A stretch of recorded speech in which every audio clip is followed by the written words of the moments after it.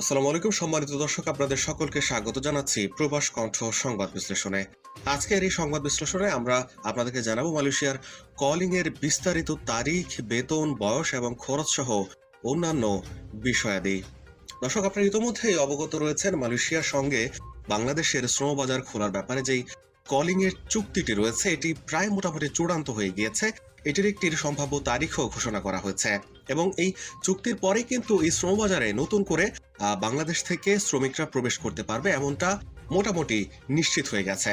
তার পরিপ্রেক্ষিতে অনেক প্রবাসী আমাদেরকে প্রশ্ন করছেন যে এই কলিং ভিসায় চুক্তিটি কবে হচ্ছে, এর তারিখ কবে, এর বেতন কত হবে, বয়স এবং খরচ সহ অন্যান্য বিষয়গুলো আপনারা জানতে চেয়েছেন। তারই পরিপ্রেক্ষিতে আমরা এই সংবাদ বিশ্লেষণের আয়োজন করেছি। আমরা মোটামুটি মালয়েশিয়ার মানব সম্পদ মন্ত্রীর পাঠানো একটি চিঠি এবং অন্যান্য সূত্রর বরাত দিয়ে আমরা এই তথ্যগুলো আপনাদের সঙ্গে শেয়ার করছি। শুক্রবার রাতে প্রবাসী কল্যাণ মন্ত্রীকে চলতি মাসের 16 অথবা 17 ডিসেম্বরে সমঝোতা স্মারক সইয়ের জন্য চিঠি পাঠিয়ে আমন্ত্রণ জানিয়েছেন মালয়েশিয়ার মানব সম্পদ মন্ত্রী দাতো শ্রী এম সারবানান।